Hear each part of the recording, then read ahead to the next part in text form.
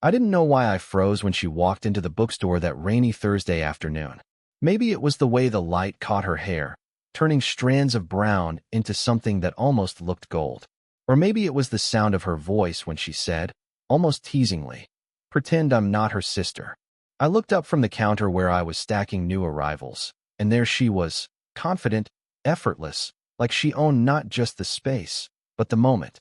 She leaned on the edge of the table, scanning the shelves with a casual grace that made everything else, my half-finished coffee, the faint smell of mildew from the old books, fade out of focus. I should have spoken, said something witty, or at least nodded politely. Instead, I swallowed and tried to act like I wasn't staring, which, judging by her smirk, she had already noticed. Her sister, the younger one, had been my co-worker for a couple of months. I knew the rules.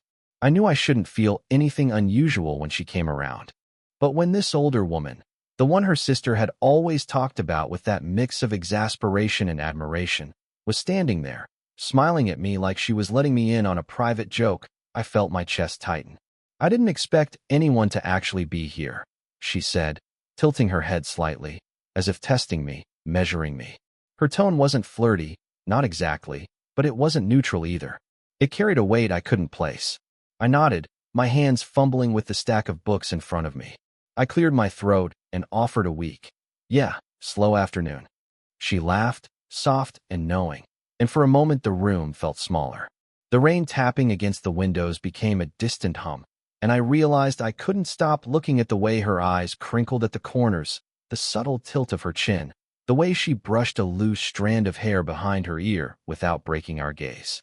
There was a pause, the kind that stretches too long and makes your stomach feel like it's tipping over.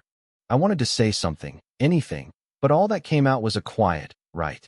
She tilted her head again, watching me, and I thought I saw a flicker of amusement, or was it curiosity, in her eyes.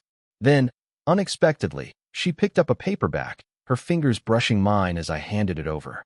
My skin tingled. She didn't apologize, didn't pull back. She just held the book for a moment, meeting my eyes, and smiled in that deliberate, layered way that made me wonder what she was thinking. I wanted to ask her, wanted to know if this smile was meant for me, or if I was just imagining it. She sighed lightly and set the book down. "Thanks," she said, and for some reason, I felt like she had given me more than just a polite word. Something unspoken lingered between the tilt of her head, the pause in her voice, the faint scent of vanilla, and something I couldn't name. By the time she left, rain dripping from her umbrella, I was still standing behind the counter, my hands empty, my mind full. Every time I tried to move on, the echo of her smile replayed, stubborn and persistent, like it had taken up residence in my chest. And I couldn't stop thinking about one thing: what it would mean if, even for a moment, I pretended she wasn't her sister at all. I hadn't expected her to show up again so soon. The rain had stopped, leaving the streets shiny and wet, and I was rearranging a new shipment of novels when the bell above the bookstore door jingled. She stepped in, carrying the same calm, self-assured air, but there was something different today, a faint tightness in her shoulders, the kind that made her look smaller, more human. "Hey," I said, trying to sound casual, though my hands were suddenly sticky with glue from the book displays. She smiled, but it didn't quite reach her eyes. "I need a recommendation," she said, lifting her brow just slightly. Her sister had told me she liked historical fiction, but her tone suggested she wasn't really there for the books. I walked her over to the section, noticing the way she leaned lightly against the shelf, fingers brushing the spines without focus. I couldn't help but glance at her hands. They were strong, graceful, the knuckles just slightly red, like she'd been working or writing a lot. I wondered if she always carried herself so deliberately, or if it was a shield. "Something with weight," she murmured, not meeting my eyes. The pause lingered, as if she were hesitating on something unsaid. I nodded, picking up a worn hardcover from the shelf. "This one's slow but layered. You'd probably like the character work." My voice sounded too loud in the quiet space. She took the book with a small, almost imperceptible nod. There was a silence, the kind that hovers like a held breath. I realized I wanted to fill it, but I didn't want to push too hard. She looked tired, just for a second, a shadow crossing her face before she composed herself. It made my chest tighten, The way I sometimes noticed my sister's face when she was stressed, except this time I felt like I shouldn't stare.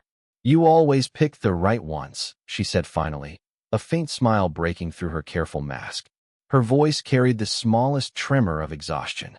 She looked at the floor, then back at me, as if testing whether I'd notice. I did.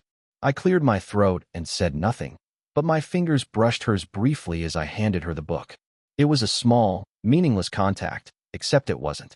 I could feel the warmth of her skin, the subtle pulse beneath, and something unspoken passed between us, fragile and dangerous in its quiet intensity.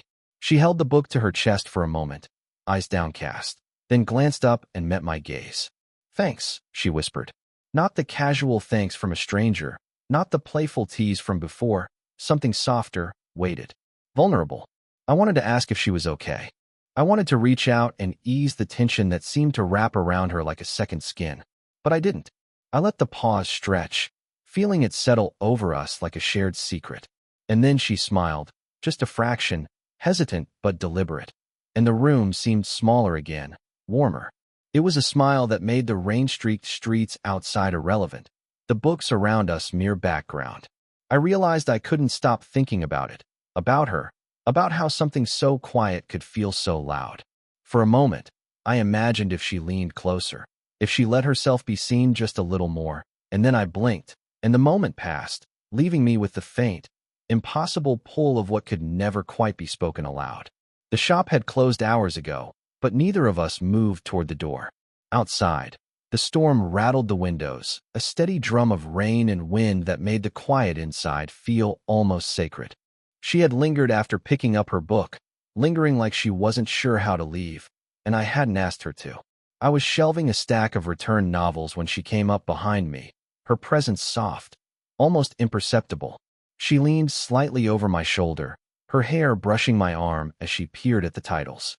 My pulse jumped, but I kept my hands steady, turning a book slowly to hide my shaking fingers. "You always organize them by what?" she asked, voice low. Curious, but not just about books. There was something more in her tone, something that made me aware of every inch of space between us.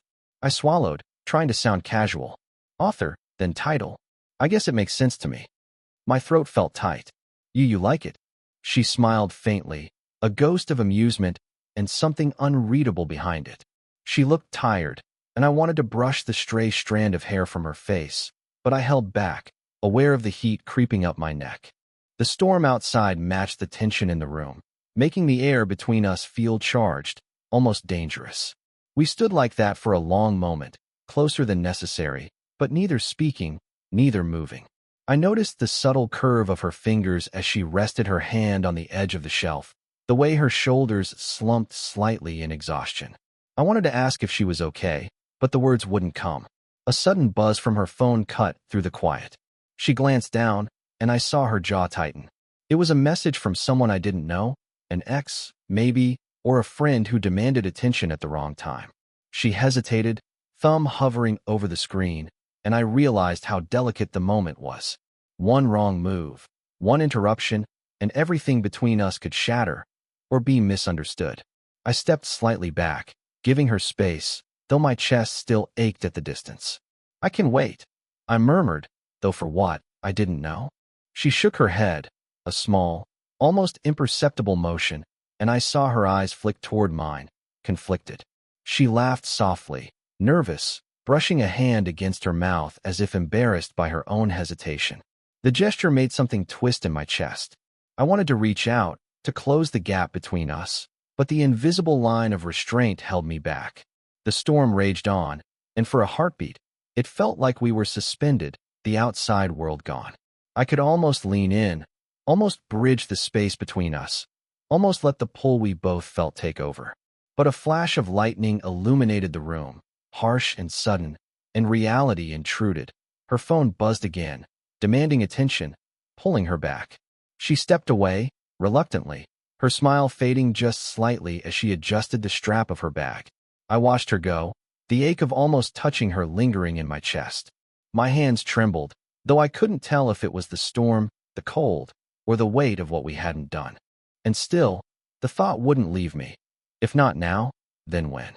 We ended up in the small back office, the storm still drumming on the roof above. I had been stacking inventory, and she had been leaning against the counter, silent, almost unreadable. For a long while, we didn't speak, just listened to the rain, the quiet hum of the fluorescent lights, the occasional creak of the floorboards. Then she sighed, a sound so soft it almost disappeared into the room. I realized she had been holding it in, the weight of something she didn't know how to say. "What are we doing?" she asked finally, her voice trembling just enough to betray the control she usually held so effortlessly. She didn't look at me directly, eyes fixed on a stack of papers. I froze. The words shouldn't have sounded so simple, so ordinary, and yet they cracked the air like glass. I wanted to answer, to make sense of it, but no coherent words came. Instead, I took a breath and tried to meet her gaze, unsure what I'd find there. She turned slowly toward me, hands gripping the edge of the counter, knuckles white. The tension in her shoulders, the slight quiver of her lips, the way her eyes darted away. Every detail made my chest ache. I noticed things I shouldn't. The faint lines near her eyes, the way her hair fell across her forehead when she let it. I wanted to reach out, to steady her, but even my own hesitation felt dangerous. "Do you even know?" she asked, almost whispering now. Her voice broke slightly, but there was no anger, just confusion, frustration, the raw weight of needing clarity. I don't," I admitted, my voice small, careful. I hated how small it sounded. "I can't. I don't know what this is either." She nodded, slowly, a shadow of relief passing over her features, as if hearing me admit the same confusion allowed her a tiny bit of space. We stood there, the storm outside making the world feel suspended, our silence stretching and pressing in all at once. For the first time, it felt like the rules we had been pretending to follow, professional, polite, casual, didn't exist anymore. Every glance, every pause, every minor touch had been loaded, and neither of us could ignore it. She shifted, almost imperceptibly, closer, and I noticed how fragile her posture seemed. I wanted to say something, anything, but I held back. Words weren't enough. Nothing I could say would explain the tension, the confusion, the pull between us. Finally, she let out a long, shaky breath and said, quieter than I'd ever heard, "I don't want to hurt anyone, but I can't pretend this is normal anymore." The sentence hung in the air, heavier than the storm, and I realized I couldn't breathe properly. I wanted to reply, to promise her I understood, to make it better. But there was nothing to say, only the unbearable weight of what she had admitted, of the unspoken truth we were both circling but refusing to name. And then she looked at me, eyes glossy, lips parted, and whispered, almost to herself, "Maybe I've already hurt you." It started with a stack of letters I was organizing, old, yellowed envelopes with her sister's handwriting on them. I was careful, methodical, when one slipped from the pile and landed face up. I froze when I realized it wasn't addressed to me. She had been standing nearby, browsing the poetry section, and I hadn't noticed her watching me until she cleared her throat. "Those aren't yours," she said quietly, her voice soft but steady. I looked up, startled, and she was holding something in her hands, a faded photograph, edges curled, of a younger version of herself, smiling with a man whose face I didn't know. "I found him once," she said, her eyes dropping to the floor, "and then he was gone." She didn't look at me, but I felt the weight of her confession settle between us. The storm outside had stopped, but the quiet in the bookstore felt endless, heavy, pressing. I swallowed, unsure what to say. My hands itched to reach out, but I knew some things couldn't be fixed with touch. I didn't know," I said, my voice almost too small. I could see the tension in her shoulders, the way she held herself as if bracing for judgment or disappointment. She shook her head, a sad, almost ironic smile tugging at her lips. "It's not about knowing. It's about remembering. About carrying it, even when you think it's tucked away." Her fingers traced the edge of the photograph, lingering on the man's face, her lips barely moving. I wanted to ask who he was, what happened, but the words felt intrusive. Instead, I simply said, I get it. Kind of. More than you think." And I did. The grief in her posture, the hesitation in her laughter, the way she looked at the photograph as if it could tell her what she needed. It mirrored something I'd seen before, in someone I'd lost too. For a long moment, we didn't speak. She handed me the photo slowly, almost reluctantly, and I took it, feeling the thin weight of her story in my hands. The room seemed smaller, warmer, quieter. I noticed the faint tremor in her fingers, the subtle hitch in her breath, the small flinch when she realized I had touched the photograph. Then she looked at me, and for a moment, her defenses slipped. "It's stupid," she whispered, voice fragile. "I shouldn't care anymore, but I can't help it." The words weren't dramatic, weren't shouted. They were almost casual, but they landed in my chest like something heavy and precise. I nodded, trying to anchor the moment without saying too much. There was no need for grand gestures, no need to fix anything. Just being here, in the quiet, holding a fragment of her past, was enough. She exhaled slowly, eyes still fixed on the floor, and then glanced up at me with something that startled me. A tiny, almost imperceptible spark of trust. "Thanks," she murmured. And as she stepped back, the air between us shifted just a little. Not everything was different, not yet, but something had moved, quietly, irrevocably, like the first tremor before an earthquake. The bookstore smelled of old paper and rain-soaked wood when she returned that evening. I was stacking the last few unshelved books, the fading light casting long shadows across the floor. She didn't speak at first, just leaned against the counter, shoulders slumped, a faint tired smile tugging at her lips. "Hey," I said softly, not wanting to break the fragile quiet. "Hey," she replied, her voice low, careful. The way she looked at me now, it wasn't teasing, it wasn't playful, it was measured, almost hesitant. But it carried weight, a subtle acknowledgement of everything that had passed between us, all the pauses, the almosts, the unspoken confessions. We moved slowly, almost unconsciously, toward the back corner of the store. There was space for both of us to exist without crowding the other, but not so much that the distance felt cold. We didn't need words. The silence carried everything that mattered. I noticed her fingers brush against mine as she reached for a stack of novels. Neither of us pulled away. It was the smallest, most ordinary contact, yet it carried the force of all the things we hadn't said. My chest tightened, not with panic or desire exactly, but with recognition that we were here, fully, honestly, with each other in a way that couldn't be undone. She looked down at her hands, then back at me, and for the first time, there was no hesitation in her eyes. I'm glad you stayed," she murmured. Not glad in a casual sense, not polite. Glad in a way that acknowledged months of unspoken tension, all the moments we'd circled each other, too cautious to act, too honest to lie. "I'm glad you came back," I replied quietly. The words felt absurd in their simplicity, but they carried everything we needed. Relief, recognition, and the faint, fragile thrill of inevitability. We stood there, side by side, the storm outside long gone. And for a moment it didn't matter that we weren't supposed to feel this, that life was messy, that she had a past, and I had too much uncertainty to ever feel fully secure. All of that melted into the stillness. Then, almost imperceptibly, she leaned her forehead against my shoulder. I froze for a heartbeat, then relaxed, letting the weight settle naturally, as if it had been waiting to happen. My hand found hers, our fingers interlacing without thought, without demand, just a quiet acknowledgement of what had already been understood between us. We didn't speak. We didn't need to. The silence was enough. The quiet connection, the unremarkable intimacy of shared space, of presence, of trust, said more than any grand confession ever could. When she finally pulled back, even slightly, it was with a small, tired smile that carried no apologies, no hesitation. And I realized, whatever this was, whatever we had finally allowed ourselves to feel, it was enough. Enough that the moment didn't need fireworks or declarations. Enough that, for the first time in months, I could just breathe and know she was here, and that she would stay, if only in this quiet, real way.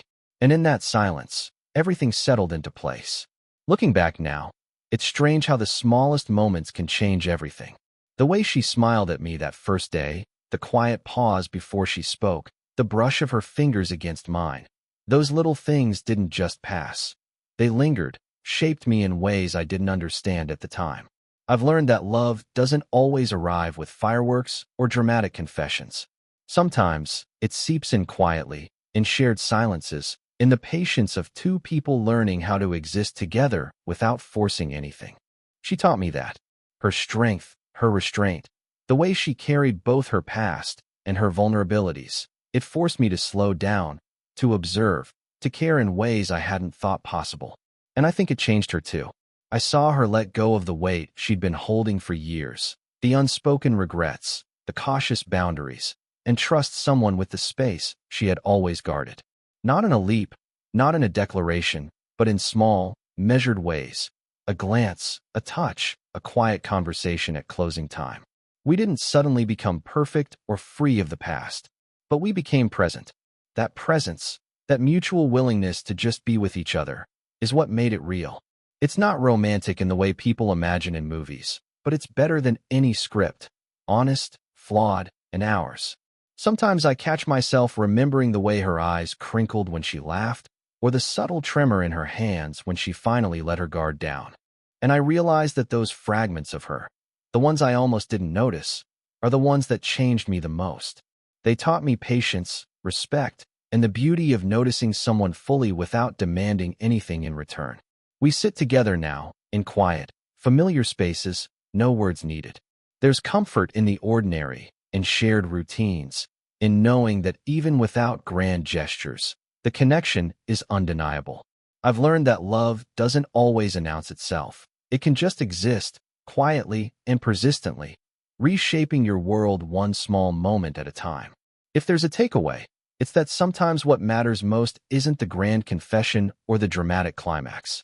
It's the patience, the trust, the slow unfolding of understanding, and the courage to stay present for someone even when the outcome is uncertain.